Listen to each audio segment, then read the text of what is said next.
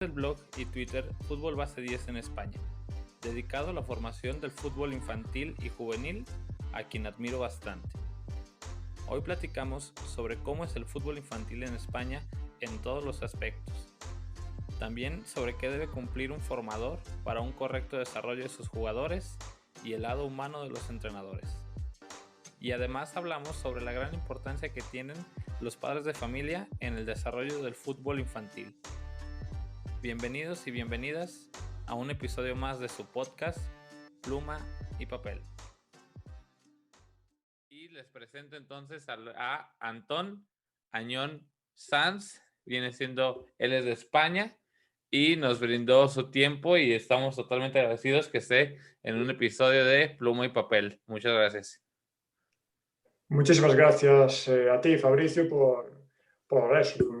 Considerar que mi opinión o lo que yo puedo aportar en esta charla puede ser interesante para quien nos pueda escuchar. Así que, por mi parte, estoy agradecidísimo de que hayas contactado conmigo para esta charla. Muchas gracias. Y para los que apenas estén entrando en conocimiento sobre quién eres, ¿nos pudieras contar un poquito de tu formación, tu preparación? Sí, yo, en relación al fútbol base, yo empecé a entrenar en el año 2010, ya hace 10 años. Justo en ese año yo empezaba la carrera en la universidad de educación primaria con la especialidad en educación física. Y a partir de ahí, pues poco a poco, con lo que iba aprendiendo en la carrera, sobre todo, pues iba progresando como entrenador. Posteriormente, ya con la carrera terminada, empecé a cursar los cursos de entrenador. Hice el que aquí es el UEFA C ahora, el nivel 0, después hice el UEFA B, que era el nivel 1, después el UEFA A, que es el nivel 2, y me quedaría el último nivel que no tengo claro que lo vaya a hacer. Y a mayores también tengo, antes comentaba que tenía el grado de educación primaria con especialidad de educación física, y también más tarde, un par de años más tarde, saqué también la carrera de educación infantil. Y actualmente soy profesor de educación física aquí en un colegio.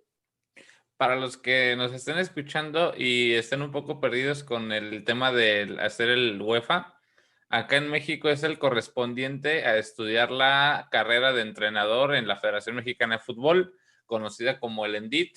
Allá en Europa se le conoce como la UEFA. Recordar que allá hacer un continente, ahora sí, totalmente unido en todo lo que hacen, allá la Federación, la UEFA, es la que certifica a los entrenadores. También me imagino que la federación local, ya sea de España, Inglaterra, etcétera, pero se rigen con la titulación de la UEFA. ¿Estoy bien o estoy mal?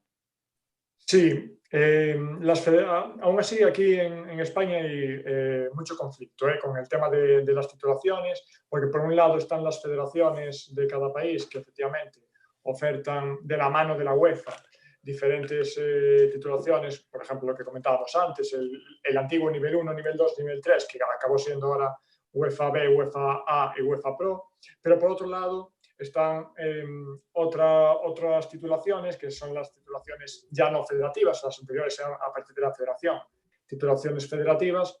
Ahora también hay titulaciones académicas que entran dentro del Ministerio de Educación, y hay un conflicto porque muchas veces la UEFA no reconoce esas titulaciones. Entonces a lo mejor esa gente se encuentra con problemas para poder ir a entrenar a un país fuera de España, aunque esté dentro de la Unión Europea. Y hay un conflicto porque los del apartado académico un poco intentan renegar de la formación federativa, porque entienden que, y posiblemente con razón, que esos títulos no están homologados por el Ministerio de Educación, que son los que deberían de homologar esa titulación.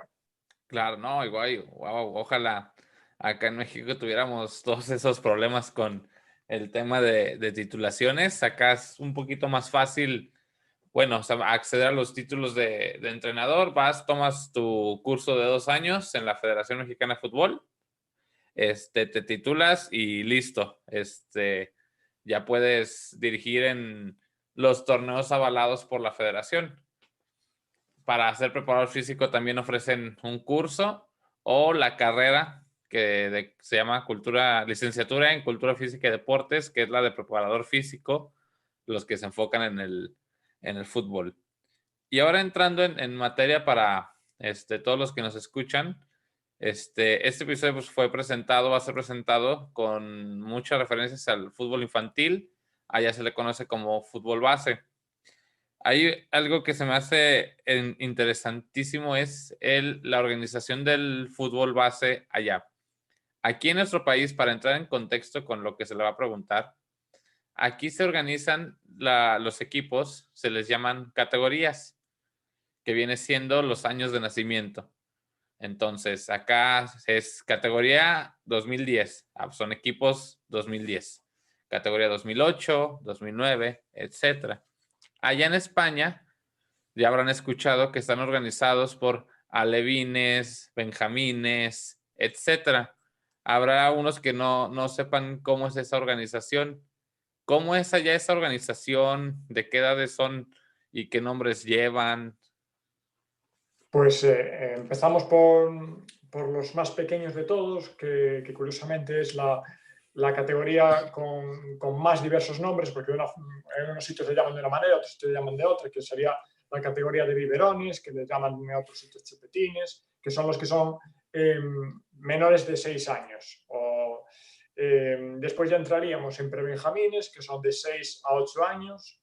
Después nos vamos a benjamines de 8 a 10 años. Después alevines de 10 a 12, después infantiles de 12 a 14, son siempre cogiendo 2 años de nacimiento contiguos. Después se van ya a la etapa de cadete, que son 14 y 16, y por último, antes de llegar ya a modestos, los seniors, la edad adulta, entrarían los juveniles, que ahí sí es la única categoría que engloba 3 años de nacimiento seguidos, que serían ya desde los 18 y muchos de ellos desde los 16, perdón, y muchos ya acaban a los 19, cuando ya, porque ya decimos que son en la etapa juvenil, cogen 3 años seguidos. Después ya, a partir de ahí, a partir de los juveniles, ya entran todos dentro del mismo cupo de adultos. Claro. Y allá las ligas, como me imagino que como todo país hay muchas organizaciones, muchas ligas, pero ¿son ligas locales, nacionales o por estados? ¿Cómo se organizan las competencias de fútbol infantil allá? Claro, aquí en España el país está dividido en comunidades autónomas y cada comunidad autónoma tiene su propia federación de fútbol. Por ejemplo, yo que vivo aquí en Galicia, pues tenemos la Federación Gallega de Fútbol, los que viven en Cataluña tienen la Federación Catalana de Fútbol, y cada federación organiza sus competiciones un poco como quiere o como considera que es la mejor forma de hacerlo. En categorías donde los niños son más pequeños, tampoco hay una homogeneidad entre las diferentes comunidades autónomas y las diferentes federaciones. Hay federaciones que, por ejemplo, en prebenjamines, que son niños de 6 y 8 años, tienen las competiciones organizadas por divisiones, es decir, que hay ascensos y hay descensos en función de cómo hayas quedado al final de cada liga. Hay otras federaciones que no contemplan los ascensos y descensos y lo tienen formado por grupos, donde cada club de manera voluntaria se apunta en un grupo teniendo en cuenta que sabe que el grupo 1, por ejemplo, es un grupo más fuerte, el grupo 2 es un grupo pues a lo mejor menos fuerte que el 1 y el grupo 5 pues es el grupo más débil. Entonces tú, en función de cómo crees que es el equipo que vas a apuntar, intentas apuntarlo, o deberías de intentar apuntarlo, ese es otro tema, deberías intentar apuntarlo en un grupo que creas que es acorde al nivel de tu equipo. Claro, todo tiene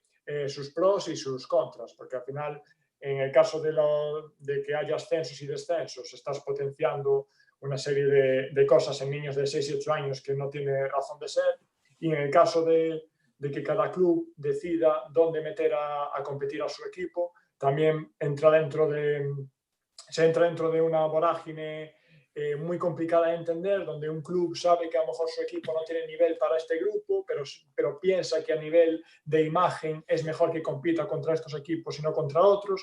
Entonces, al final, la formación queda completamente de lado y empezamos a centrarnos en cosas que no tienen ningún tipo de sentido. Luego, una vez que pasamos a infantiles, la cosa cambia un poco ya.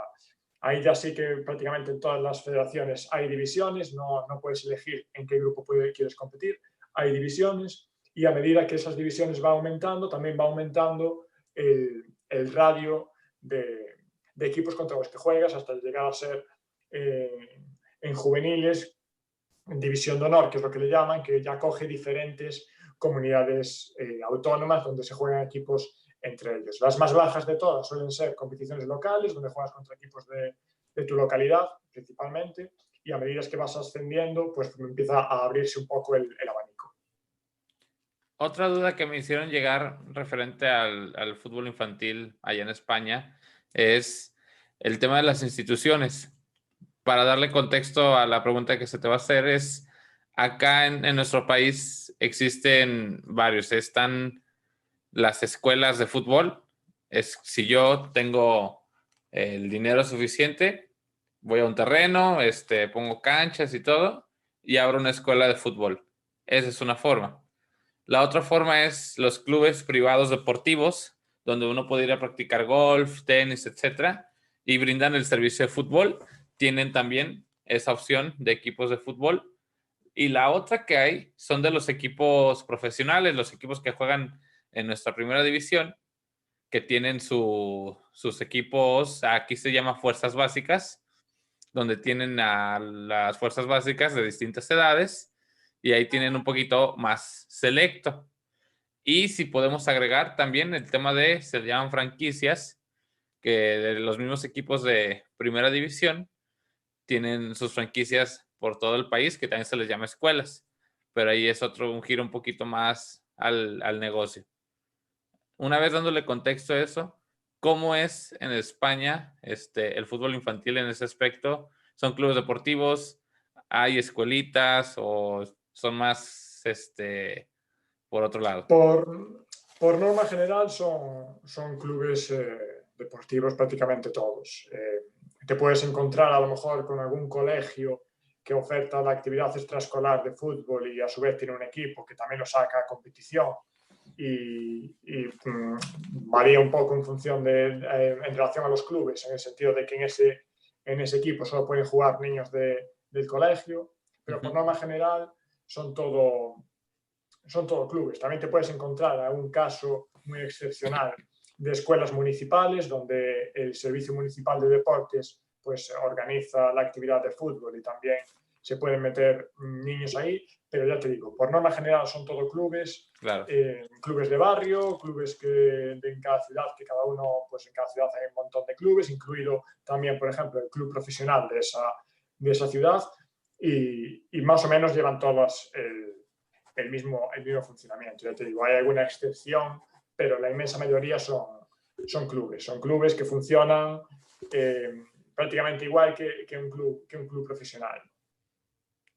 Y en España están federados o en asociación los entrenadores. Esto viene que acá en nuestro país todos estamos conscientes que los que trabajamos en el fútbol base, en el fútbol infantil, muchos, no todos, no contamos con prestaciones del gobierno. Acá se le llama no estar asegurados, que no tenemos prestaciones del gobierno, no tenemos lo que incluye las prestaciones del gobierno, que son servicios de salud, etcétera.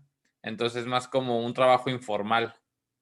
¿Allá existe eso o allá sí están protegidas en ese aspecto? No. Aquí la excepción son excepciones que en cada ciudad y en ciudades grandes cuentas con los dedos de una mano los sitios en los cuales estás dado de alta, aquí por ejemplo que se llama así, dados de alta en la seguridad social. Es decir, normalmente la gente que trabajamos o entrenamos en clubes de fútbol se cobra en B. No figura ni un papel, no hay ni un contrato, tú llegas allí, entrenas a tus jugadores y en un momento determinado el club dice tal día pagamos, vas allí, te dan un sobre y te dan lo que te tengan que dar si te lo dan, si tienes suerte de que te den algo, porque en la mayor parte de los casos los entrenadores aquí no cobran cantidades ridículas. No es una profesión esto. Y esto deriva realmente en que se perjudica a todo el sector y a la propia actividad, porque entramos dentro de que entrenar a niños, de que el ocio deportivo infantil es un hobby para los propios entrenadores. Entonces, como es un hobby para los entrenadores, no podemos exigirles que tengan formación, Claro, porque no podemos, como realmente no va a ser un trabajo para ellos, no van a estar dados de alta en absolutamente nada y muchas veces ni se les paga, pues claro, repercute negativamente en la propia formación de los niños porque tampoco puedes exigirle de manera 100%, porque si no te formas te hecho, a unas personas que ni les vas a pagar, ni les vas a dar de alta en la seguridad social, ni absolutamente nada. Entonces, tenemos ese problema de que no está profesionalizada la labor del entrenador de fútbol base y a partir de ahí pues te encuentras con gente que está entrenando, que lo ve como un hobby y que no tengo ningún tipo de necesidad de formarme ni de saber qué es lo que estoy haciendo con estos niños porque esto es un hobby como quien va a jugar al pádel o como quien va a correr por el paseo marítimo. Pues esto es lo mismo, pues ellos eligieron entrenar a niños. ok, tocas un punto interesantísimo, que es a lo que íbamos a llegar en la siguiente, el tema de la preparación de los que entrenan a los niños. Acá igual como tú lo comentas, hay muchos que no tienen la preparación académica, puede decirse, para entrenar a los niños, formarlos, y también tienen el aspecto de, como tú lo mencionas correctamente, del hobby. Hay muchos también muy buenos que no tienen esa preparación, pero los años y la experiencia les ha dado una muy buena forma de enseñar a los niños, de entrenarlos, aprenden y son muy buenos, hasta mucho mejores de los que están preparados. Hay otros que no, así como también varios preparados que también no se elabora correctamente. Entonces, allá existe eso también, el tema de que muchos están a su cargo de equipos y no están preparados totalmente o no tienen nada.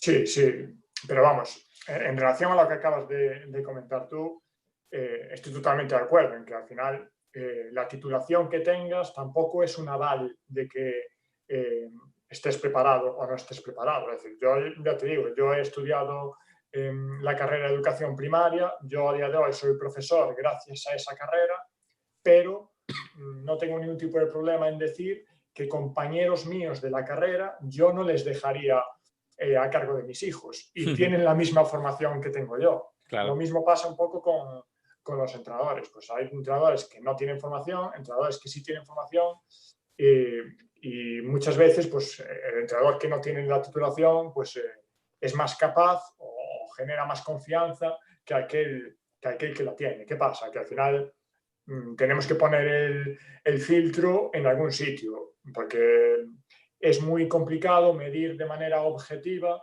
gente que no tiene titulación si es capaz o no es capaz. Al final, pues lo más fácil para filtrar es pedir la titulación, pero para todo, para quien quiera ser médico en un hospital, pues también tenemos que pedirle la carrera de medicina. Habrá médicos que sean válidos, médicos que sean menos válidos, pero bueno, el filtro tenemos que ponerlo en algún sitio. Pero sí, si te encuentras aquí gente que realmente hace verdaderas barbaridades con niños, pero barbaridades que posiblemente las he hecho yo hace 5, 6 o 7 años cuando yo empezaba a entrenar. ¿Qué pasa? Que luego va un poco en la mentalidad de cada uno y en lo abierta que tenga su mente.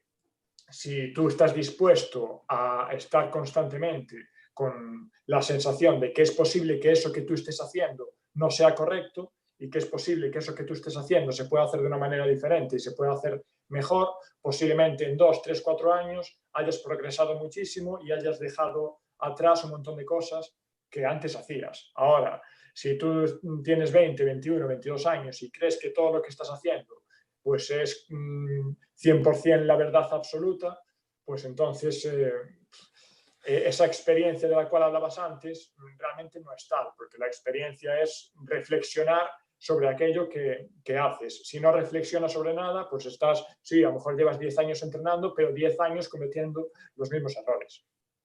Excelentísimo punto de vista que va a ayudar bastante al que nos escuchó. Y llegando a otro punto del tema de su organización, ¿hay interés por el gobierno, por la política en cuanto a la práctica del deporte? ¿Por qué pregunto esto? Acá nosotros en el país vivimos una situación, yo considero catastrófica, que la máxima organización deportiva acá en nuestro país, la autoridad máxima de ese sector, no tiene estudios o preparación referente al deporte. Se llama Ana Gabriela Guevara, fue una atleta olímpica acá de nosotros, ganadora de medalla. Como imagen, sí, mis respetos y todo eso, pero no tiene la preparación. De hecho, ha tenido varios casos donde incluso hasta la han demandado, que si tú lees entre líneas, pues ves que al no tener esa preparación, por eso le salen esos casos polémicos en las noticias. Entonces, muchos acá decimos, híjole, estamos peleando por que se nos dé un respeto, un lugar, etcétera, y el que ocupa el lugar más importante del deporte a nivel nacional, pues no tiene los estudios o la preparación. Sí, pero es un poco lo que comentabas tú antes. Llega un momento en el cual si ponen a esa persona, que aquí también los hay así, es porque les sale rentable. Y les sale rentable por lo que comentabas tú antes, porque es una imagen pública que crea más credibilidad, o sea, genera más credibilidad, una cara conocida, aunque no haya nada detrás, aunque a nivel formativo no haya nada, que la confianza que puede generar una persona que no conozcas de nada, que sí tenga la formación. Entonces, por eso se opta, en todos los países pasa lo mismo, yo creo, se opta muchas veces por caras conocidas, porque pues, yo supongo que este tipo de cosas están más que estudiadas, es decir, saben perfectamente que cuando optan por este perfil es porque obtienen un rédito político que no pueden obtenerlo de otra forma, por colocando a lo mejor allí a una persona que nadie conoce. Entonces la gente se empieza a cuestionar quién es esta persona que nos acaban de meter aquí y nadie confía en ella, entonces pues pasan ese tipo de cosas. Pero vamos, aquí realmente no hay una clara voluntad por incentivar la actividad deportiva dentro de la población. Tenemos que tener en cuenta que una de las bases de la salud pública es haber generado adherencia al deporte en edades infantiles, porque haber generado adherencia al deporte implica que esos niños que están ahora practicando deporte, a medida que vayan creciendo, se vayan haciendo mayores, incluso vayan envejeciendo, mantienen actividad física, lo cual redunda positivamente en su salud, lo cual redunda a su vez en menos gasto sanitario, porque esas personas que tienen una salud fuerte no van tanto al hospital como van personas que tienen una vida sedentaria. Entonces, posiblemente la inversión en deporte desde edades infantiles tiene una eficiencia económica que muchas veces no se valora, o las personas que tienen encargadas de hacer esto pues o las desconocen o no entiendo muy bien cuál es el motivo que hay detrás de no potenciar esto. Aquí comentabas tú antes el nombre que tiene México. Aquí la gente que estudia ciencias de la actividad física y del deporte, que son la gente que realmente debería de estar detrás de la actividad física para las personas adultas, para las personas, incluso para los niños también, los que deberían de recetar actividad física, se encuentran en un desamparo legal en el cual su actividad no está regulada. Entonces cualquiera puede, yo si quiero el día de mañana, o mi vecino que es panadero, o mi amigo que es informático, mañana si quiere se monta un gimnasio y dice que da clases de spinning o de cualquier actividad deportiva y es legal. El problema es que es legal. Es igual de legal que lo haga una persona con formación que una persona sin formación, lo cual acaba derivando en, y aquí sucede, yendo ya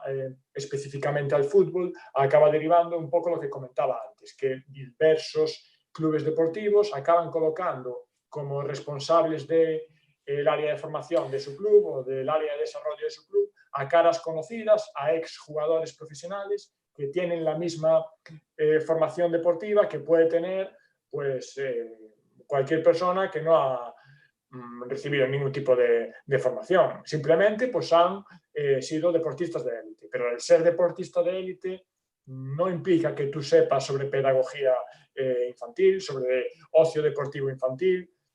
No implica eso. ¿Qué pasa? Que posiblemente el encargado de haber puesto a esa persona tampoco tiene esa formación y dice, bueno, pues voy a colocar a este exfutbolista profesional que seguro que sabe mucho y además toda esta banda de aficionados que tengo aquí, pues los voy a tener contentos porque he puesto al que hace 5 años era su ídolo.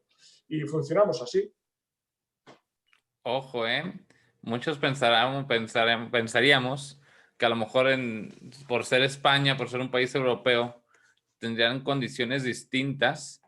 Y ahorita que nos habla él, están en muchas cosas parecidísimos a nosotros. Lo que mencionabas de que si el día de mañana alguien que trabajaba de cualquier otra profesión se le ocurre montar o abrir un gimnasio, lo puede hacer. Y acá nosotros pensamos que era un problema muy por nuestro tipo de economía o el continente, etcétera. Y estamos escuchando que no es así, que es un problema que también se presenta en Europa. Sí, sí, aquí ya te digo, o sea, se ofertan a lo mejor un curso para ser entrenador personal, un curso de 100 horas. Estamos hablando de que hay gente que estudia 4 años en la carrera de la actividad física y del deporte y ve como una persona que a lo mejor tiene un curso de 2 fines de semana, que los hizo 4 sábados en un mes, pues se monta, se encuentra con de la noche a mañana a 10 personas, una de 60 años, otra de 40, otra de que no tiene la capacidad realmente para adaptar ese entrenamiento a esas personas, pero es igual de legal que lo haga esa persona que tiene formación. Entonces, claro, ahí ves realmente que no hay voluntad política de que realmente la sociedad que está en ese país pues sea una sociedad sana, porque si hubiese esa voluntad se regularía y no se permitiría a gente que realmente no tiene esa formación a ejercer de esa manera. Y ojalá generemos conciencia con lo que estamos escuchando, que no todo en nuestro país, hablando de México, es malo y que no todo lo malo que pasa es exclusivo de aquí. Estamos dándonos cuenta que en el área del deporte a nivel mundial estamos todavía, se puede decir, en pañales en muchos aspectos. Y ahora entrando en materia, que es el gran propósito de este episodio sobre fútbol infantil y más que nada sobre la persona que está a cargo de los equipos infantiles. Y quiero empezar con todo lo que viene siendo el sentido de formación que manejan allá, o por lo menos lo que yo te he leído que se me hace excelente. El tema de el ego, por ejemplo, del entrenador. Yo creo que muchos, y hablo también a título personal, que cuando empezamos a entrenar a niños, tenemos ciertas actitudes. He leído artículos de allá en España, el síndrome que también le dicen el síndrome de Cristóbal Colón, que por ejemplo ganan un partido o una fase final y salen corriendo como si hubieran ganado la Champions League. El tema del ego del entrenador que en cuanto se montan al campo, ya manejan hasta en el caminado un perfil como si fueran José Mourinho, quieren imitar a veces hasta los regaños. En experiencia propia, nos ha pasado que creemos que lo que vemos a nivel profesional lo podemos hacer a nivel infantil y está mal, pero como tú lo dices, si llegas a abrir tu autocrítica con el tiempo, pues vas a ir mejorando. Me encanta lo que haces con tu página porque quieres generar un cambio de idea de la formación del entrenador, de la forma de ser, de las actitudes. ¿Tú cómo consideras todo eso? Pues mira, ahora que comentabas lo del síndrome de Cristóbal Colón, el síndrome de Cristóbal Colón fue una entrada que escribí yo, pues no sé, hará 3 años o una cosa por ahí, que la verdad que se difundió muchísimo. Y hablé del síndrome de Cristóbal Colón porque se me ocurrió que, igual que Cristóbal Colón, pues cuando llegó a América pensaba que estaba en un sitio distinto, que estaba en las Indias, pues me parecía que ese síndrome de estar desubicado era el mismo que tenían muchos entrenadores del fútbol formativo en el fútbol base, de que estando entrenando a niños creían que estaban en una etapa distinta a la que realmente estaban. Creían y se comportaban como entrenadores profesionales que no tiene absolutamente nada que ver el fútbol formativo, el fútbol de niños, con el fútbol profesional. Y gran parte de los problemas que existen en el fútbol base, en el fútbol formativo, en el fútbol de niños, deriva de entender esa etapa como un fútbol profesional. Si yo entiendo que el fútbol base se rige por las mismas reglas que el fútbol profesional, entonces me empiezo a comportar de esa manera.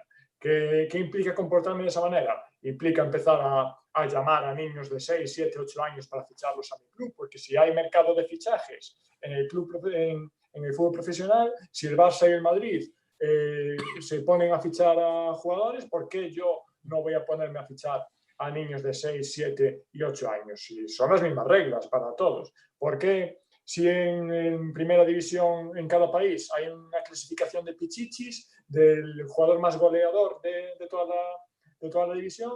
¿Por qué no voy a poner una clasificación del jugador más goleador de la liga de niños de 6 años? Lo cual deriva que le estamos transmitiendo a los entrenadores, a las familias, que eso es importante. Es importante y por eso yo como federación pongo la lista de máximo goleador.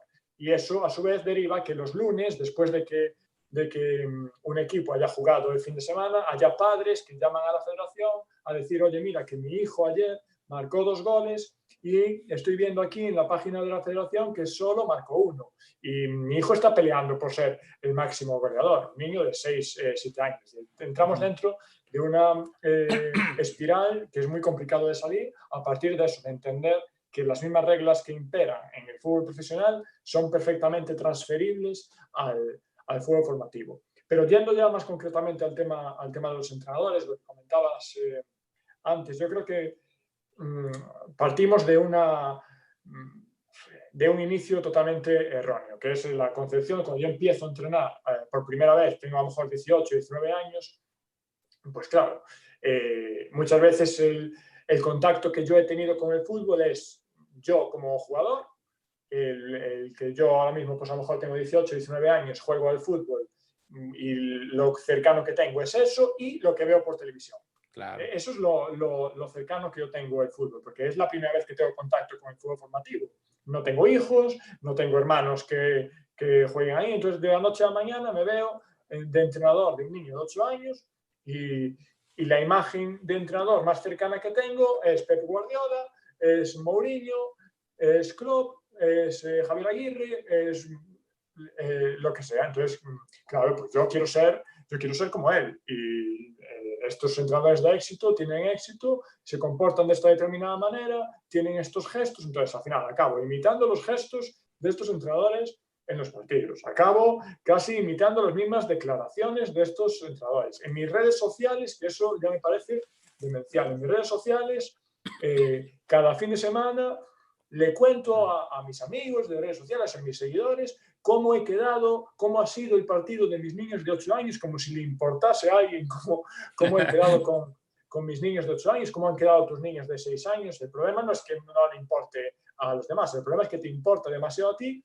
tanto como para incluso compartir el resultado de ese partido en redes sociales. ¿Por qué haces eso? Porque intentas, no sé, que la gente te conozca, consideras que para llegar a ser entrenador profesional tengo que haber ganado muchos trofeos con niños de 8 años, cuando realmente el buen entrenador en la etapa formativa es aquel que genera mejoras y no aquel que produce pues trofeos al final de año, porque al final el ganar o no ganar en etapas de niños benjamines depende mucho al final del nivel de los niños, porque lo que comentábamos un poco antes, muchas veces se enfrentan equipos muy desnivelados, porque es muy complicado nivelar ese tipo de partidos, niños que cada veces son más mayores que otros, niños que han desarrollado físicamente antes que otros, entonces muchas veces pues ganas por inercia, porque los niños son así, pero eso no es lo que te va a evaluar a ti como buen o mal entrenador. Si estás en una etapa formativa, a ti se te va a evaluar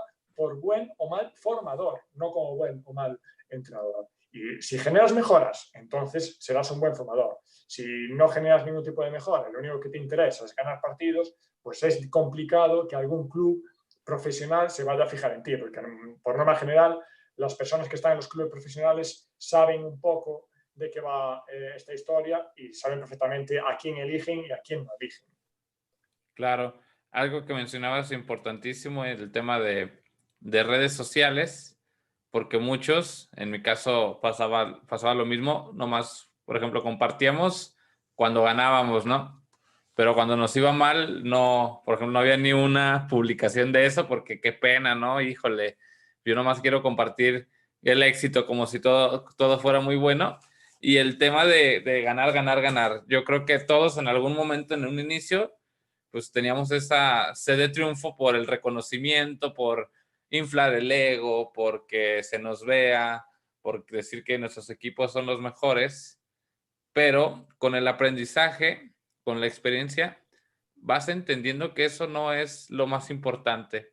Alguna vez yo escuchaba un video de una ponencia de fútbol en el que cuando reclutaban los equipos profesionales a los niños, que ningún reclutador le preguntaba al niño cuántos trofeos has ganado o cuántos goles has metido, etcétera. Se fijan en su talento, en sus valores, etcétera, y no en los triunfos, que es a veces por lo que nos desvivimos acá.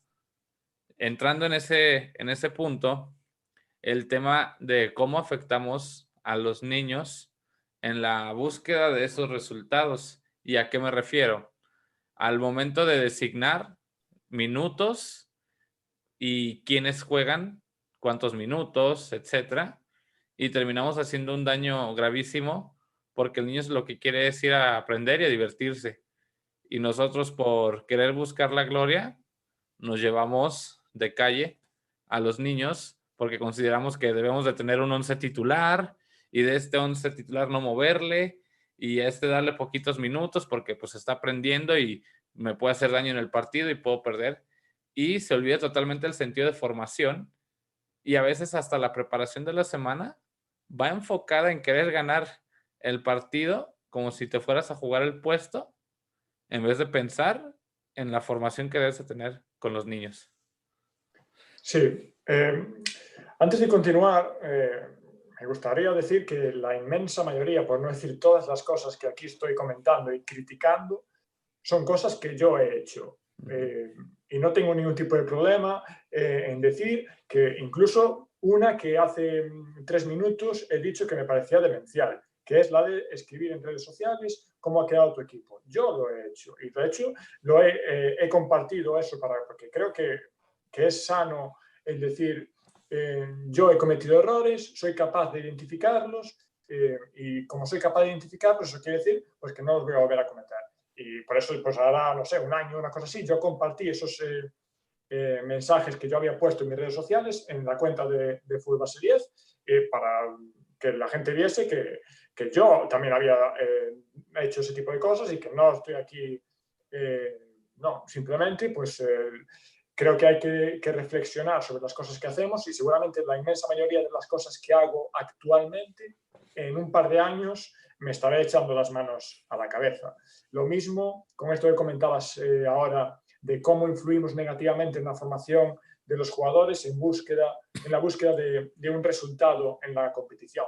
Pues yo he cometido muchísimos errores que a día de hoy critico, desde impedir a que mi portero sacase de puerta porque sacaba muy mal de puerta. Entonces yo le pedía al jugador de mi equipo que más fuerte golpeaba que se fuese a golpear, impidiendo que mi portero una acción básica y que le corresponde a él aprender no la hacía nunca. Entonces, pues claro, muchas veces nos encontramos con jugadores de 16, 17 años que la primera vez que sacan de puerta es a esa edad, porque han tenido entrenadores antes que nunca les dejaron sacar porque entendían que si sacaban iban a perder. Cuando realmente, ¿qué es ganar y qué es perder en etapas formativas? Cuando lo importante es que ese jugador pues mejore. Lo mismo con lo que comentabas ahora del reparto de minutos. Con el reparto de minutos pasa un poco lo mismo.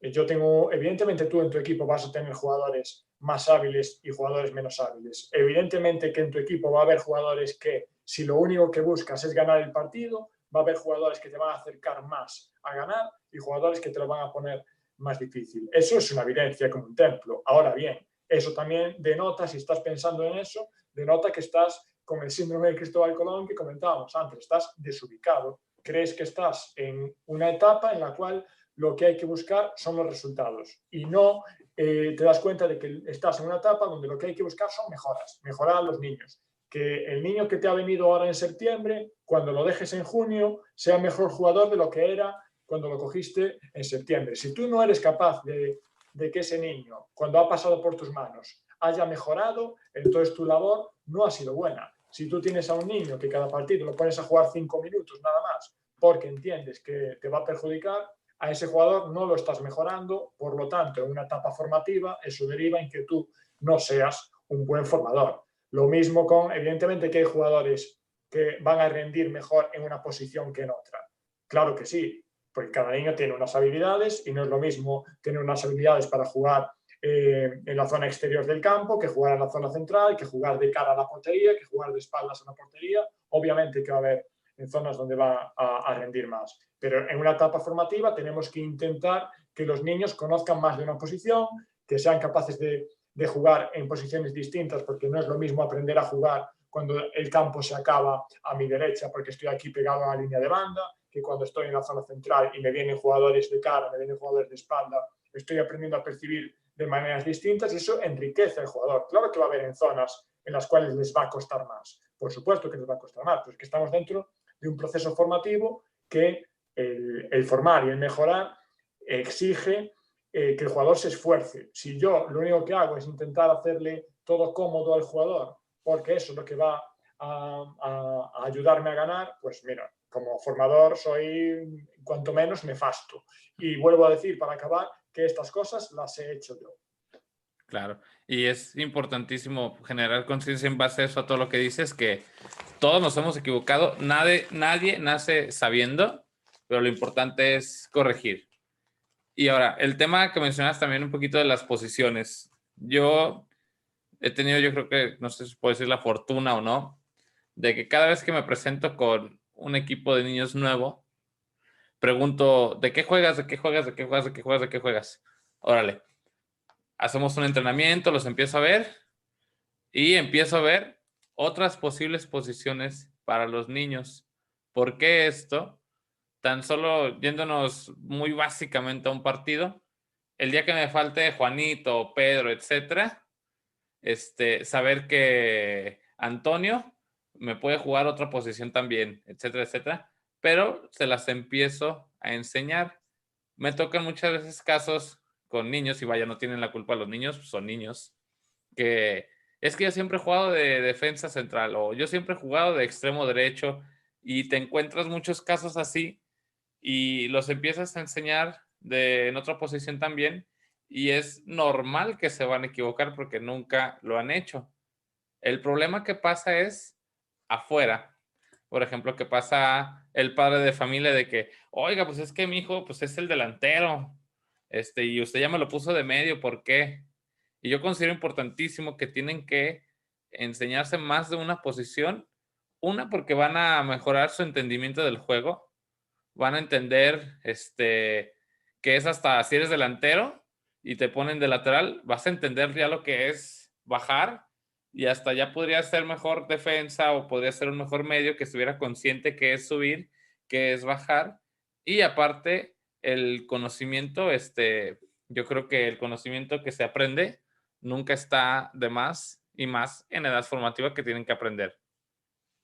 Sí, luego que has tocado un punto que es el de las familias, que deriva en que sea un tema muy complejo, que no es fácil de solucionar, porque yo, por ejemplo, este año, que yo entreno a niños muy pequeños, este año, entreno a niños de 6, 5, 6 años, y me llegó un niño, hace un mes más o menos, que cuando íbamos a hacer el partido, me dijo, yo de portero no, porque mi padre dice que soy muy malo.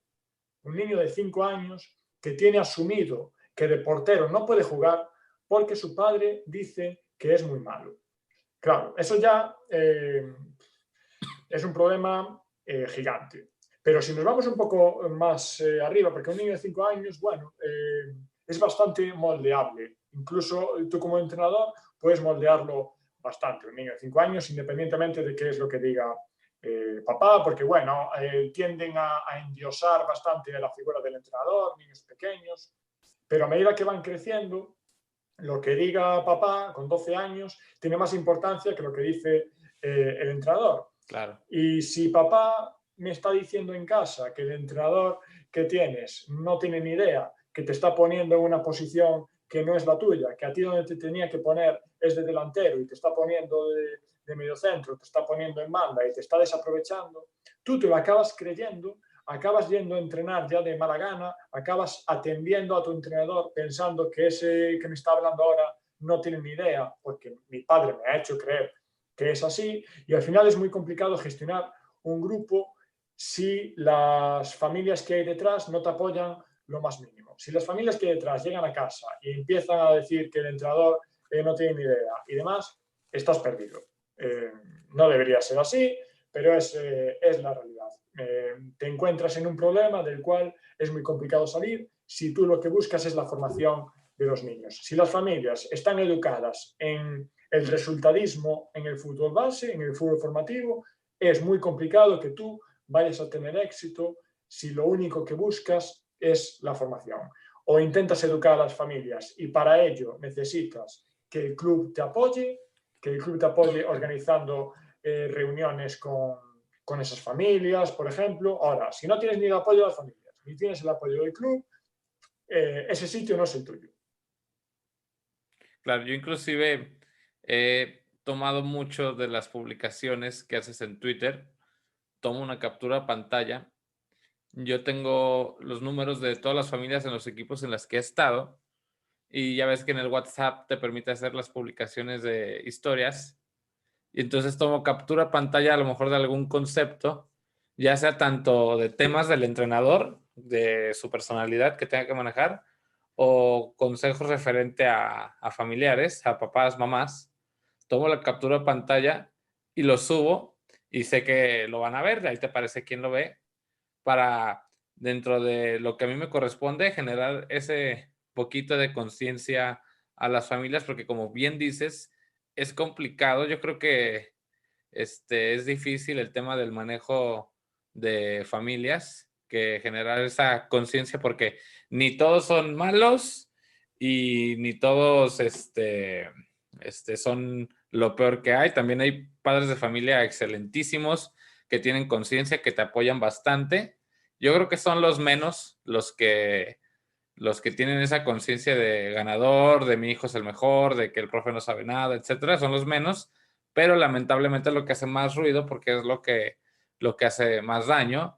A veces parece que es lo que te mencionaba antes, que nos jugamos el puesto por querer agradar a veces más a los padres de familia que inclusive a la misma gente de tu trabajo, que a Sí, veces sí. hasta te amenazan de que, no, pues es que si mi hijo no cumple con lo que yo quiero, que creo que deberías de hacer tú como entrenador, pues me lo voy a llevar de aquí. Y lamentablemente hay otros lados que le ofrecen eso, que el papá busca, ¿no? De que aquí va a ser un equipo competitivo, aquí vamos a ganar y vamos a ser los mejores del país y aquí tu hijo va a ser 100% titular. Y se van Sí, porque... claro, hay dos cosas. Una, la primera, que lo comentabas antes, que también es una de las cosas que yo he dicho en mi cuenta de Twitter, en Fútbol Base 10, en más de una ocasión, que es que efectivamente nosotros como formadores de fútbol formativo debemos muchísimo a las familias. Es decir, el fútbol base y el fútbol formativo se sostiene gracias a las familias. Esa frase que se suele decir de que el gran problema del fútbol base son las familias y son los padres, es mentira y es injusto, porque muchas familias hacen un sacrificio enorme, el tiempo libre que tienen, muchos fines de semana que a lo mejor es el único día que no trabajan y tienen que madrugar para llevar a su hijo a jugar, un día de lluvia, un día de frío, y van allí, llevan a sus hijos a entrenar, los recogen a entrenar. Entonces, al final, decir que el problema del fútbol base son las familias, vamos, me parece de las cosas más injustas que se puede decir.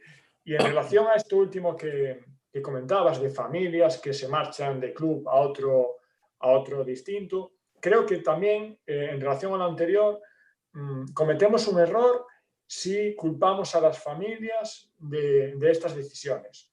Creo que a quien hay que responsabilizar porque en muchas ocasiones estas familias cambian de clubes en base a mentiras. Y es una verdad que hay que decir. Claro. Si tu hijo viene aquí, pues va a ser titular indiscutible y va a jugar en el A, cuando a lo mejor después se acaba jugando en el B, y no va a pagar la cuota y no le compramos unas botas, y todo en base a algo totalmente irreal, y a quien hay que responsabilizar de todo esto no es a la familia, no es a los clubes, porque son los clubes y esos responsables de los clubes a los que hay que exigirles formación y ética. No es a la familia. La familia no tiene por qué conocer cómo funciona el fútbol base, cómo funciona el fútbol formativo. Hay muchísimas familias que el primer contacto que tienen con el fútbol formativo es a partir de sus hijos. Ellos muchas veces no han jugado al fútbol en su vida, no conocen a nadie que haya jugado al fútbol, no conoce a nadie dentro de este mundo del fútbol, por lo tanto, pues le viene un club y les dice que tu hijo venga a jugar aquí porque va a estar mejor formado, porque va a estar tal, y lo último que piensas es que haya gente metida en el fútbol infantil que se dedique a engañar a familias. Entonces, pues bueno, tú de buena fe, pues dices, pues mira, que aquí me dicen que van a formar mejor a mi hijo y que me lo van a tratar mejor, pues voy a ir allí. Y a lo mejor a los 2 años lo echan. A lo mejor a los 3 años ya no es suficientemente bueno y lo echan. Y a lo mejor lo sacaron del club en el cual llevaba 5 o 6 años con su grupo de amigos, lo sacaron de allí en base a unas promesas que luego incumplen y le causan un problema de autoestima a ese niño enorme cuando lo echan. Porque ese niño dejó a sus amigos, dejó el club de toda su vida porque le prometieron el oro y el moro, y ahora lo echan de allí y a ver qué pasa con ese niño. Claro. Claro, responsabilizamos a la familia porque se marchó del club. No, aquí a quien hay que responsabilizar es a los clubes y a la gente que está allí de coordinadora, que son a los que hay que exigirles formación y ética. Claro. Tú, en tu experiencia, en lo que nos aconsejas desde tu página, ¿cómo aconsejarías o cuál es tu punto de vista sobre con las familias de cómo uno debería dirigirse hacia ellos en el tema de los logros en competencia? ¿A qué va? Que uno, cuando va a iniciar una nueva temporada, por así decirlo, o un nuevo año que ya se avecina, y comentarles que no es lo más importante ganar, pero también sin dar el mensaje de que pues vaya, no importa que perdamos todos, etcétera. ¿Cómo llegar a ese punto medio en la comunicación que respecta de nosotros hacia las familias? De que, ok, no es lo más importante ganar, sí vamos a buscar que se diviertan y que se pueda ganar también, etcétera, pero no darle prioridad a que se tiene que buscar el campeonato sí o sí, y si se pierde es un fracaso. Claro, aquí debemos de ir desde el principio de cara con las familias y decir perfectamente cómo vamos a trabajar y por qué. El que existan los porqués y no únicamente los cómo vamos a trabajar es lo que va a provocar que las familias crean en ti, porque saben que hay pues un razonamiento detrás, que hay una reflexión detrás de todo esto que tú les estás contando. Si tú únicamente dices, no vamos a buscar ganar, vamos solo a intentar formar, bueno, vale, bien. ¿Pero por qué? Porque al final, si no, son mensajes vacíos. A mí dime las repercusiones que tiene una cosa, las repercusiones que tiene otra cosa, y luego hay que elegir muy bien en qué momento decimos estas cosas. Por eso digo que hay que ir ya desde el primer día con estas cosas de cara, porque después es muy fácil que te cojan en algún renuncio, eso por un lado, y luego por otro lado, que normalmente solemos tener problemas para comunicarnos con las familias más conflictivas, porque cuando hacemos alguna reunión de este tipo para intentar explicarles a las familias cómo debería de ser el proceso de iniciación deportiva de sus hijos, normalmente quien acude a esas reuniones son las familias menos conflictivas, que son las menos conflictivas porque son las que acuden a ese tipo de reuniones. Las que no acuden a ese tipo de reuniones, al final, obviamente, pues son las más conflictivas. Por eso, primero de todo, tenemos que intentar encontrar un momento en el cual seamos capaces de aglutinar y de agrupar a todas las familias. Puede ser, por ejemplo, en la reunión de principio de temporada, en la cual sí o sí tengan que ir las familias allí, porque, por ejemplo, se les va a dar, si se les da material, pues porque se les va a dar la camiseta de entrenamiento y el pantalón de entrenamiento. Entonces ya les obligas a ir allí y ya aprovechas que los tienes allí y tienes la reunión.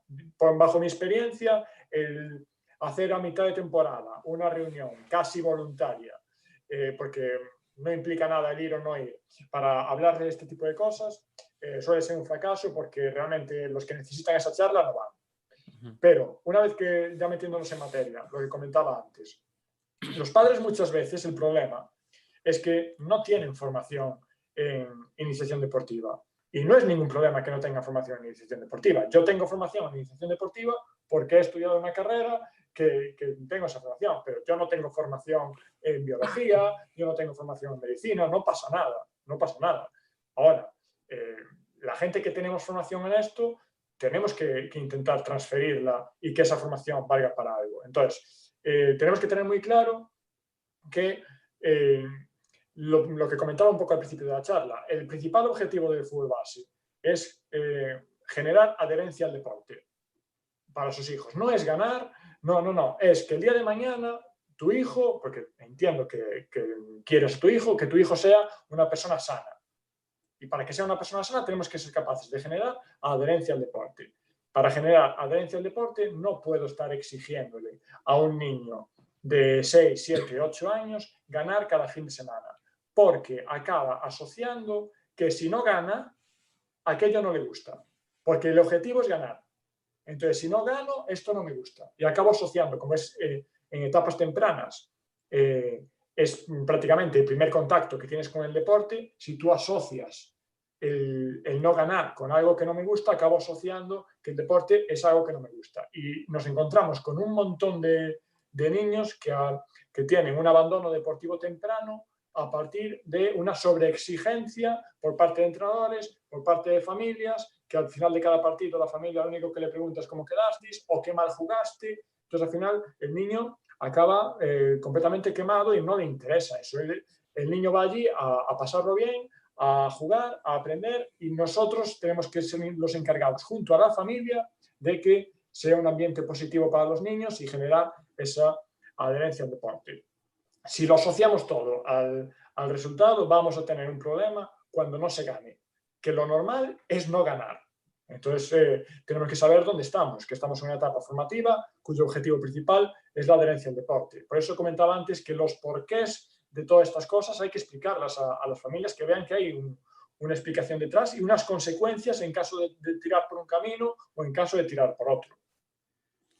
Y algo que mencionabas en base al tema de las victorias, hubo un caso que fue un poquito sonado acá de este lado del mundo, del tema de las goleadas en el fútbol infantil, y llegó el caso, digo, por el marcador que fue 30-0, corrígeme si estoy mal, y porque vamos a tocar este punto. En base a lo que he ido aprendiendo sobre fútbol infantil, me llegó esa conciencia de que es un error tremendo el tema de las goleadas, cuando estás del lado del que el equipo está metiendo los goles, y que es increíble que se presenten casos así, y pasa en todos los niveles. Acá también pasa que ves partidos de 12-0, 11-1, 11-3, y vemos casos en otros deportes en donde allá en España le dicen la boleta, acá sería el marcador, de que después de ciertos puntos se dejan de contabilizar. Pero en el fútbol se presentan esos casos de goleadas tremendas, y te vuelvo a repetir, sonó mucho ese caso del 30-0, y no se explica cómo es posible que pase eso.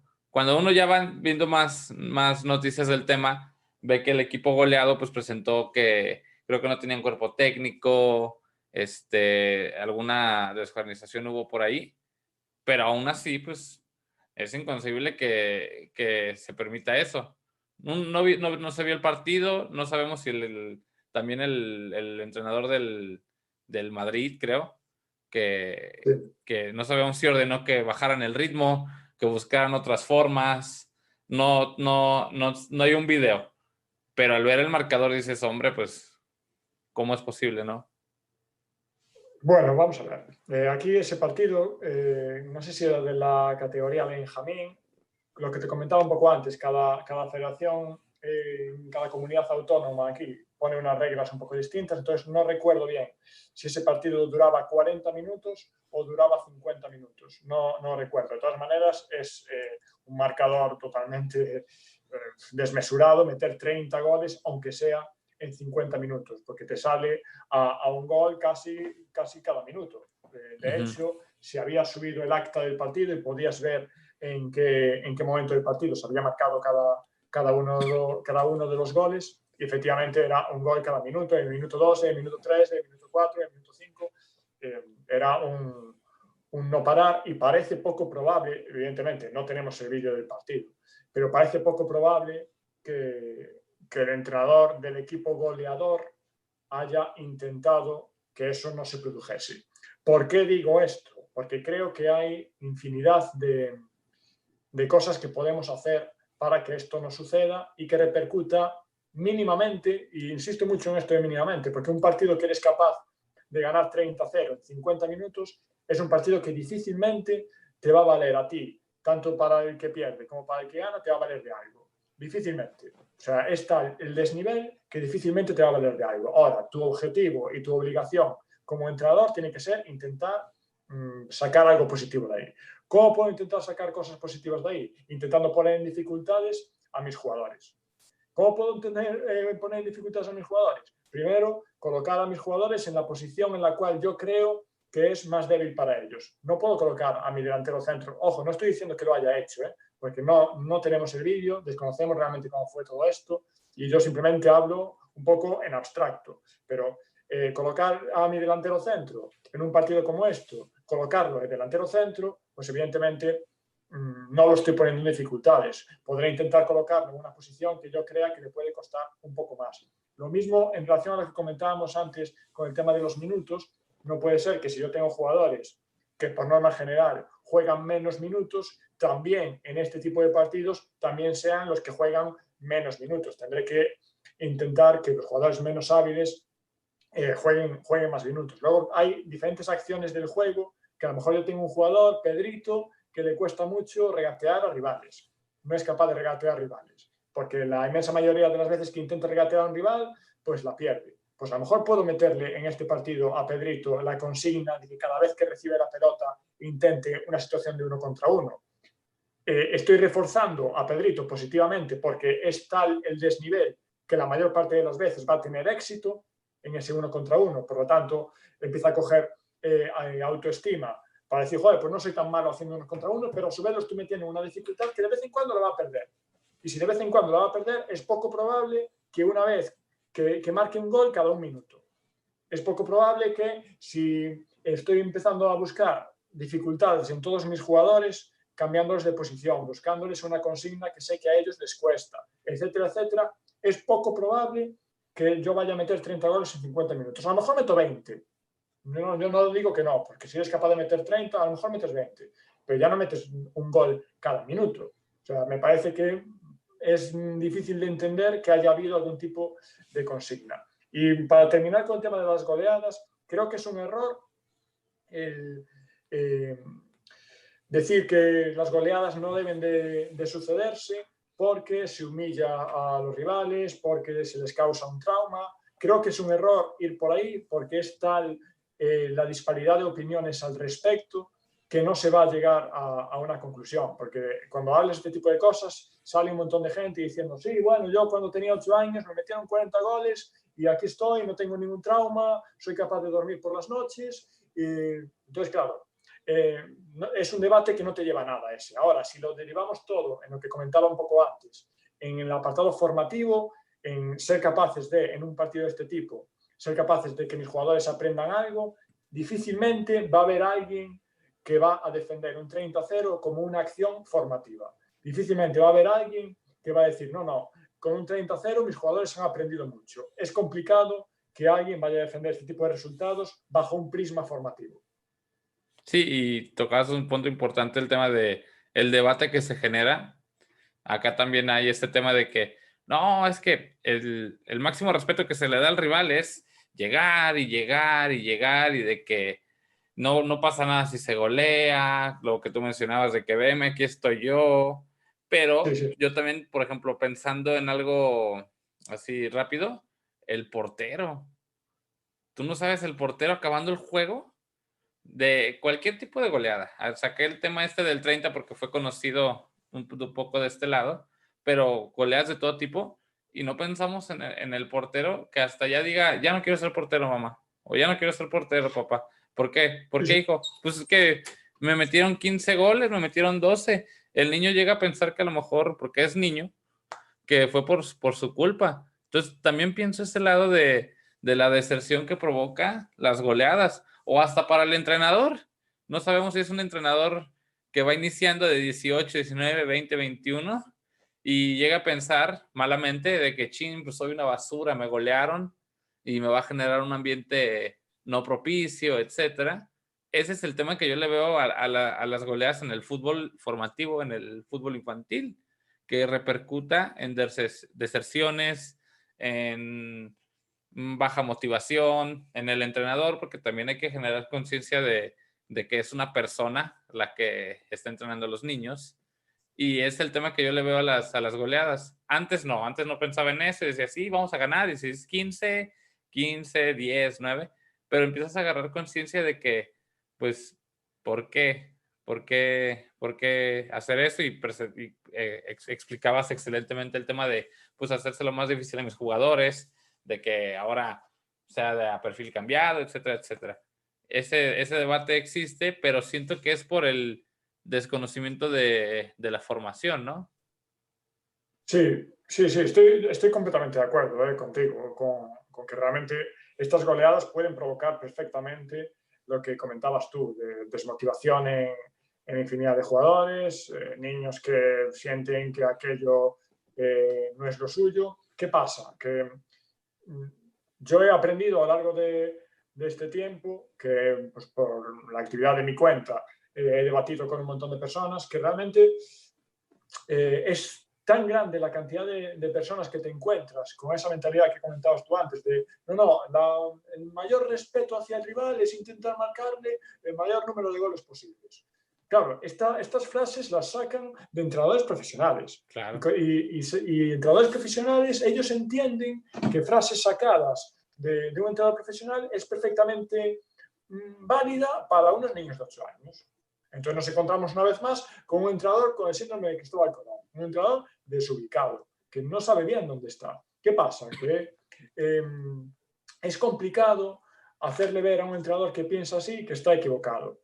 Es complicado porque te empieza a argumentar en función de su experiencia, yo recibí 40 goles, no tengo traumas. Entonces, realmente, cuando tu objetivo es eliminar estas goleadas, te das cuenta de que llevar el debate por ahí no llegas a tu objetivo. Entonces he claro, aprendido que la forma más pragmática de intentar conseguirlo es derivar este debate hacia lo formativo. ¿Cómo puedo conseguir con este tipo de partidos que mis jugadores pues, mejoren, que mis jugadores se formen lo más mínimo? Pues intentando exigirles, y la forma de intentar exigirles es intentar ponerlos en dificultad. Si ahora bien, si tú consideras aún así que después de ganar 30-0 ese partido es válido a nivel formativo para tus jugadores, entonces, pues bueno, pues me faltan más argumentos, no claro, vas a entender nunca. claro que sí, sí, sí, sí. Creo que sí, los formadores que estamos empezando a aprender y escuchando esto, vamos a agarrar conciencia sobre el daño que podemos generar.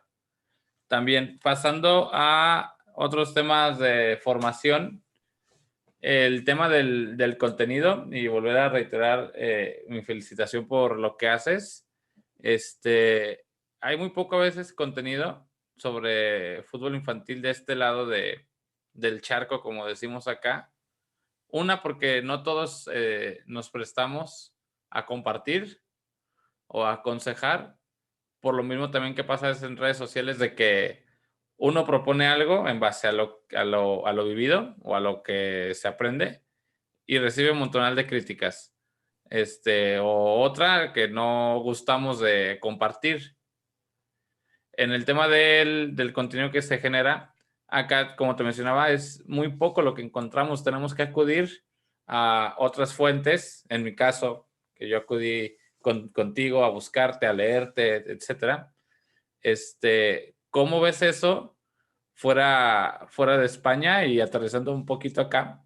Lo que platicábamos antes de iniciar, que no hay mucho contenido de esos de este lado del mundo. ¿Tú cómo ves ese tema del contenido fútbol infantil? Pues mira, yo compartir contenido en redes sociales tiene diferentes lecturas. Está la lectura de intentar, vale, bien, yo voy a compartir contenido porque es una forma de que la gente sepa cómo trabajo, que la gente conozca mi forma de actuar o los conocimientos que yo tengo, y esto a lo mejor es capaz de abrirme puertas e incluso a lo mejor un futuro laboral. Por ejemplo, yo ya desde cuando empecé a entrenar, lo que comentábamos antes, yo cuando empecé a entrenar, digo, yo quiero ser el próximo Pep Guardiola, pero a día de hoy no tengo ningún tipo de ambición en ese sentido. Yo no aspiro a entrenar en primera división, yo no aspiro a absolutamente nada de esto. Lo único que aspiro es a que la formación en el fútbol base pues, mejore y que esas cosas que yo pues, a lo largo de mis años he ido haciendo mal, pues que la gente sea capaz de corregirlas. Y a partir de ahí es por el motivo por el cual yo creo mi cuenta y la gente pues empezó a responder y a seguirla. También es cierto lo que comentabas antes, que compartir contenido en redes sociales, eso conlleva que mucha gente vaya a tener acceso a ese contenido y no a todo el mundo le va a gustar el contenido que tú vas a poner. Y va a haber gente que aquello que no le gusta, pues lo lee y dice, no me gusta, paso, pero va a haber gente que no le gusta y te lo va a hacer saber. Y dentro de esa gente que no le gusta y te lo va a hacer saber, hay gente que te dice, mira, yo no estoy de acuerdo con esto, yo creo que se podría hacer de otra manera, pero luego está la otra parte de gente que te dice, tú no tienes ni idea, es increíble que tengas una cuenta y estés diciendo este tipo de burradas, es durísimo, y casi llegan, o sin el casi, porque me ha pasado, llegan al insulto. Entonces esas cosas debemos de saber que cuando tú te expones en redes sociales a compartir contenido, ese contenido va a llegar a mucha gente le va a gustar, a mucha gente no le va a gustar, y de la gente que no le va a gustar hay impresentables y hay maleducados como los hay en todas partes del mundo. Entonces eso lo debes de saber. Y muchas veces pues ese tipo de cosas pues te echan un poco para atrás. Yo reconozco que en más de una ocasión pensé en si a mí me compensaba estar recibiendo pues, ciertos comentarios por una cuenta que no me reporta nada. Es decir, yo no vivo de la cuenta. La cuenta no me genera ingresos de lo más mínimo. Entonces, claro, puedo llegar a entender que por un lado sea así. Lo que comentábamos antes de intentar compartir contenido. Pero también está el otro lado de decir, vale, yo tengo aquí la fórmula mágica, que también te encuentras con mucha gente así. Yo tengo la fórmula mágica de cómo se debe entrenar, qué tipo de tareas se deben hacer, y esa fórmula mágica me la quedo para mí. No se la voy a compartir a nadie, que nadie sepa qué es lo que yo estoy haciendo.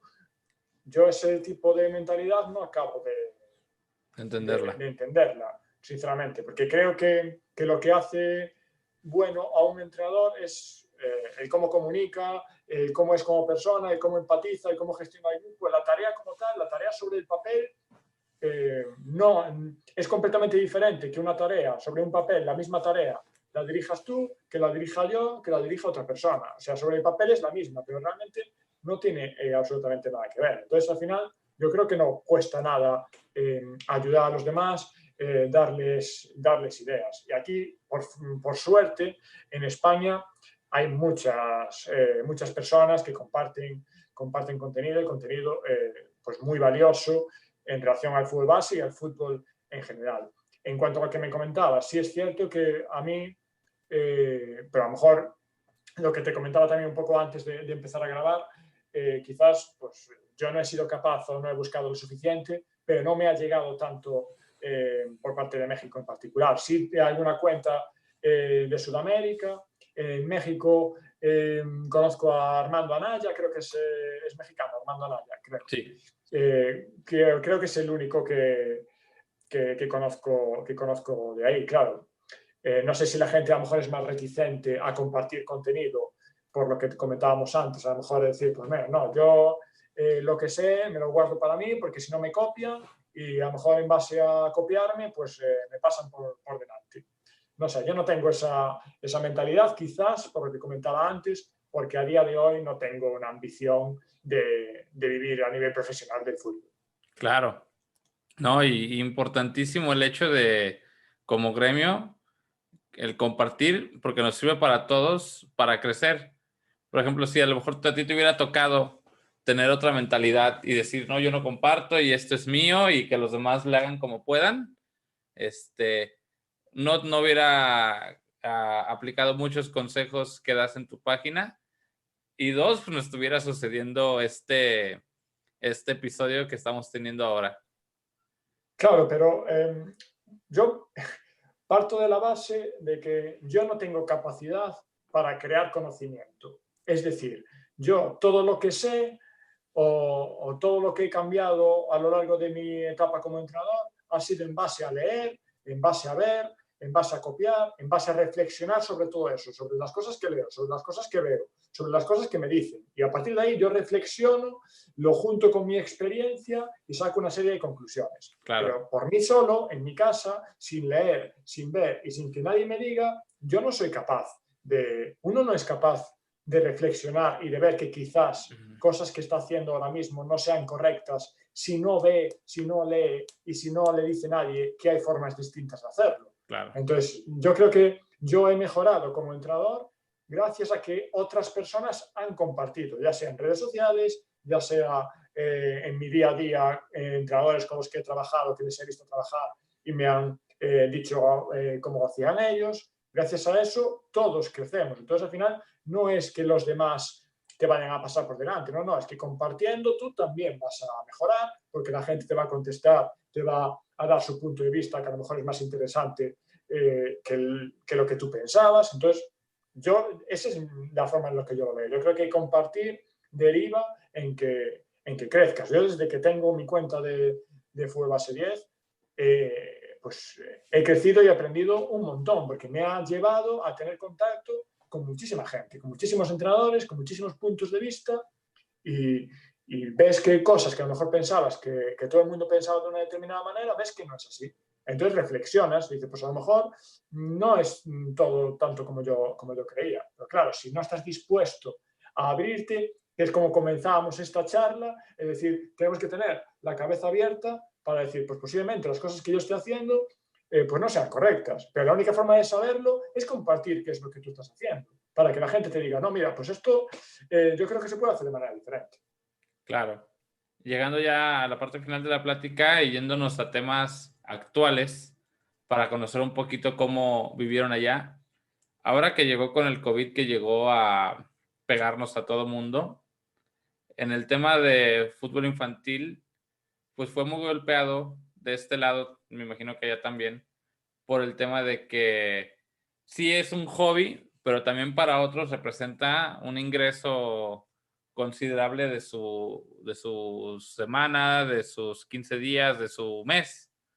Y el hecho de que se echaran atrás las actividades, obviamente obligado por el virus, obligó a muchos a buscar hacer otras cosas, a dar clases en línea mismo de fútbol, que termina siendo, yo creo que clases de acondicionamiento físico, de educación física, en vez de ser clases de fútbol en línea, trabajar en otro campo, viéndose a trabajar otra cosa que no era referente al fútbol. Vemos escuelas que cerraron o que muchos niños se fueron a otras escuelas que sí decidieron abrir cuando todavía no se tenía que abrir. Y el tema pues, del entrenador. ¿Cómo se vivió allá en España el tema del COVID y el fútbol infantil? Pues aquí, como te comentaba anteriormente, depende mucho de la comunidad autónoma en la cual estemos, porque la incidencia del virus no es lo mismo en una comunidad autónoma que en otra.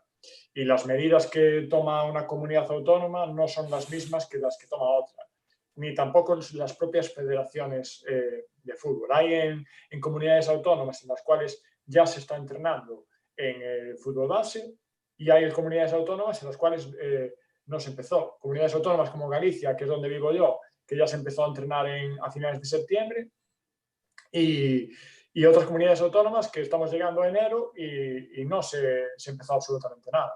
Comunidades autónomas donde ya a partir de enero hablan de empezar otra vez las competiciones y las ligas, y comunidades autónomas que no han empezado a entrenar.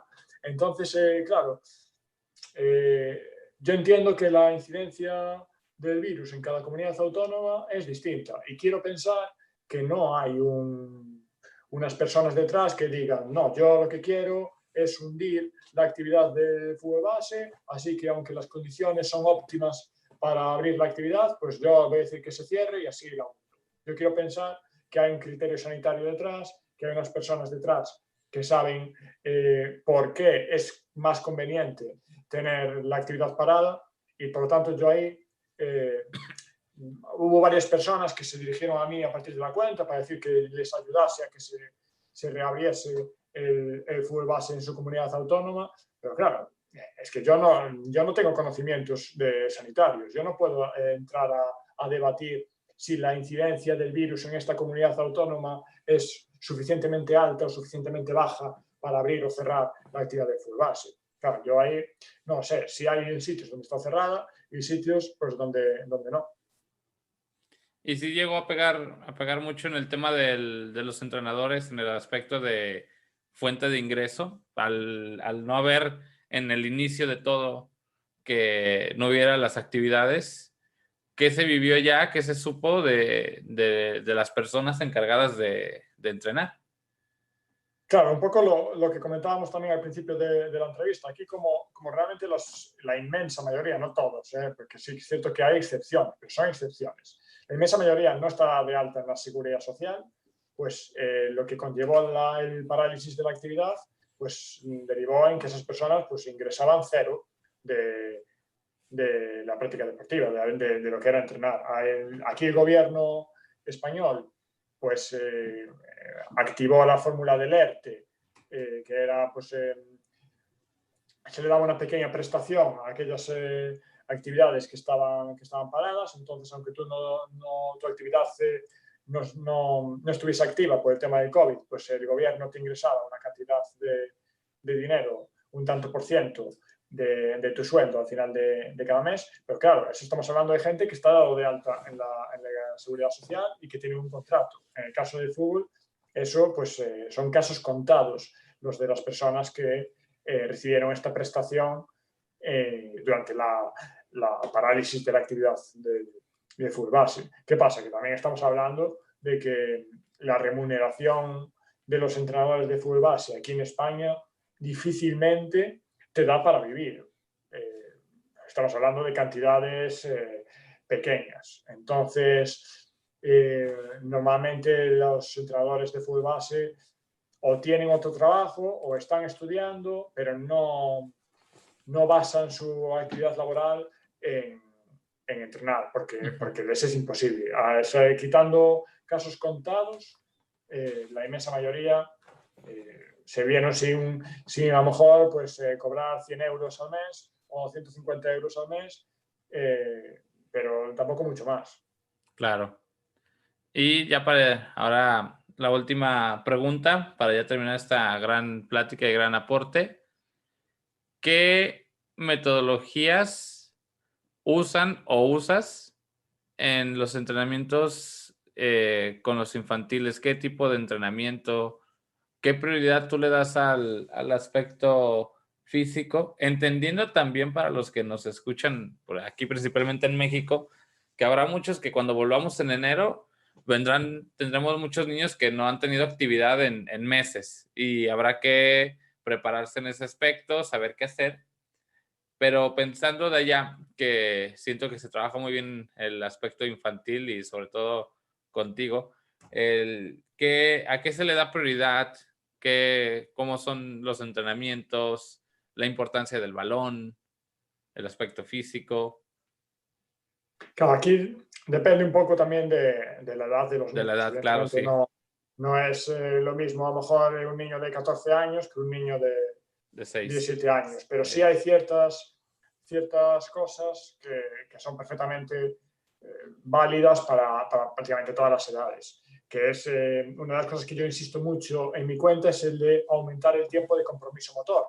Es decir, tenemos que ser capaces de que si el entrenamiento dura pues 1 hora, que la organización, las tareas, todo derive en que los niños estén moviendo el máximo número de tiempo posible. No puede ser que yo haga unas filas kilométricas donde el niño esté más tiempo parado en una fila que haciendo la acción. No puede ser que mis explicaciones de las tareas duren 10, 15 minutos y los niños están allí quietos pasando frío. No puede ser que yo termine la tarea anterior sin tener montada la siguiente y que los niños tengan que estar esperando a que yo monte la siguiente tarea. Es decir, aspectos organizativos que valen para todo tipo de categorías, pues ese tipo de cosas sí tenemos que tenerlas claras y que deriven en que el niño tenga el mayor número de tiempo posible de práctica. Luego, una vez en cuanto a la práctica, evidentemente tenemos que intentar que el balón esté siempre por el medio. No tiene sentido que yo ponga a niños que se hace con cierta frecuencia, a lo mejor para calentar, les digo, pues poneros a dar vueltas al campo. Por ejemplo. Híjole, O sea, sí. yo Sí. no concibo, me parece, yendo un poco a lo que comentaba antes, me parece una pérdida de tiempo. Si yo tengo 1 hora de entrenamiento, 2 horas de entrenamiento a la semana, 1 hora cada día, yo tengo que optimizar ese tiempo. No puede ser que parte de ese tiempo mis niños estén dando vueltas al campo. Claro. Lo siento, pero no puede ser. Hay fórmulas muchísimo más efectivas y eficientes que también calientan o activan a ese sujeto para la actividad deportiva y que a su vez le aporta cosas más allá de dar vueltas al campo. Por ejemplo, yo puedo hacer una pilla, una persecución, donde hay niños que escapan con la pelota y niños que les intentan pillar. Entonces ese niño que está escapando ya está percibiendo por dónde le vienen, gira, acelera, frena, y es una acción muchísimo más rica que a su vez le vale de activación, pero muchísimo más rica que empezar a dar vueltas al campo. Entonces yo tengo que ser capaz de optimizar el tiempo de mi tarea de mi sesión de entrenamiento ya desde el minuto 1 y saber que ser lo más específico posible. Si yo estoy entrenando fútbol, no puedo poner a niños a dar vueltas al campo. Eso es mi opinión, pero vamos, No, y estas cosas pensamos las he igual, ¿eh? dicho. Estas cosas las he dicho en su momento en mi cuenta de Twitter y hay también defensores de poner a niños de 8 años a dar vueltas al campo porque eso cohesiona mucho el grupo. Bueno, vale, bien, pues ponlos a dar vueltas al campo. ¿Qué quieres que te diga? Luego, otra de las cosas que me parece muy importante, porque en todo, en la vida, por eso también antes hablaba sobre ello, es decir, los porqués de las cosas. Si yo monto una tarea y no digo el porqué de esa tarea, no le explico a mis jugadores qué es lo que estoy trabajando en esa tarea, corro el riesgo de que mis jugadores jueguen a la tarea, pero no jueguen al fútbol dentro de la tarea.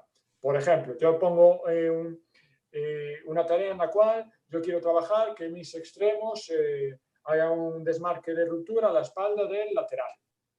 Si yo esto no lo digo y únicamente digo que la forma de marcar gol es que tú y tú os desmarquéis allí hasta el final y recibáis la pelota.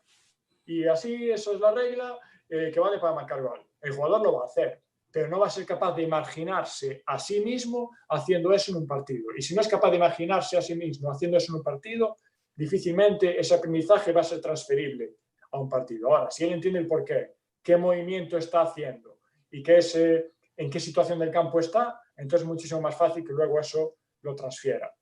Y en cuanto a un debate mucho más profundo, que es en qué nos centramos, en la parte técnica, en lo analítico, en lo global, que ahí entra dentro muchísimas corrientes, yo creo que el niño tiene que ver la necesidad de adquirir un gesto técnico como medio para solucionar un problema táctico. La técnica es eso, es un medio para solucionar un problema. Si la paso muy bien, seré capaz de solucionar el problema. Si conduzco muy bien, seré capaz de solucionar otro problema. Ahora, si el niño, vuelvo a lo mismo de antes, no sabe por qué, si yo no he sido capaz de contextualizarle eso al niño, para qué le vale conducir, para qué le vale pasar, difícilmente eso va a tener una transferencia. Si yo quiero, por ejemplo, que mi jugador conduzca bien porque cuando tenga espacio libre por delante, conduzca rápido porque viene un jugador por detrás que lo está persiguiendo, pues una forma de entrenar la conducción es la que comentábamos antes, a partir de pillas, y contextualizo que tú estás entrenando la conducción y le puedo meter un montón de premisas ahí. Conducir con la pierna dominante, con la pierna no dominante, con el exterior, con el interior del pie, con la planta, como tú quieras. Puedes meterle un montón de premisas técnicas, pero está contextualizado. El jugador sabe que está conduciendo para escapar de un compañero. Y eso es transferible al juego, porque en el juego también va a haber un rival que me va a perseguir. Entonces ya estoy ya mirando por dónde me viene, por dónde tal, y son cosas específicas del juego. Por eso yo no creo en poner a un niño a regatear conos, por ejemplo, porque creo que eso no es transferible al juego. Creo que esas acciones de girar hacia un lado, hacia el otro, parar, me parece mucho más rico a nivel técnico y a nivel táctico meterlo en una acción jugada como puede ser una pilla. Entonces yo creo mucho en ese tipo de entrenamiento, en intentar contextualizar todo de una manera que sean capaces de transferir y de imaginarse haciendo eso en una acción jugada. Si la tarea que yo estoy proponiendo es imposible imaginarse haciendo eso en un partido, bajo mi punto de vista no es válido. Muy bien. Pues ya llegamos al final de esta entrevista. No me queda más que agradecer infinitamente por el tiempo, por el simple hecho de que al no ni conocernos, a haber accedido a realizar esto. Para los que nos escuchan, como todas las entrevistas que he estado generando, ha sido de que voy, busco, pregunto, si acceden bien, si no, no pasa nada. Y valoro mucho el hecho de que hayas accedido por la fecha, por el tiempo que fue bastante, y que hayas tenido toda esa amabilidad de poder transmitirnos todo eso para los que nos van a escuchar, y que sé que sin ninguna duda que va a ser de gran aprendizaje para todos nosotros.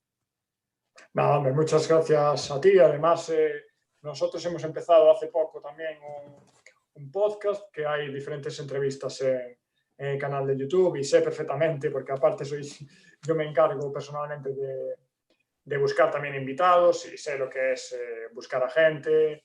A veces con algunos sí que he hablado, es más fácil, pero con otros pues no he hablado antes, entonces les escribo, algunos me contestan, otros me dejan leído, entonces sé perfectamente lo que es eso, y de la misma manera que yo espero que la gente pues nos ayude a nosotros, pues no tengo ningún problema en ayudarte a ti, a tu proyecto y a quien lo necesite. Así que nada, muchas gracias a ti por considerar que podía aportar algo en tu proyecto. Muchas gracias. En la información, cuando salga el episodio, pondremos tus redes sociales, el tema de tu podcast, que también lo he escuchado. Empecé con uno de tu otro compañero, sobre Sí. metodologías, etcétera, pero les recomiendo bastante que busquen en Twitter Fútbol Base 10, y ahí tiene toda la información de sus otras redes sociales. Y pues agradecerte mucho, Antón, por todo el tiempo brindado, por los conocimientos compartidos, la experiencia, y pues infinitas gracias. Muchas gracias de nuevo, Fabricio, de verdad.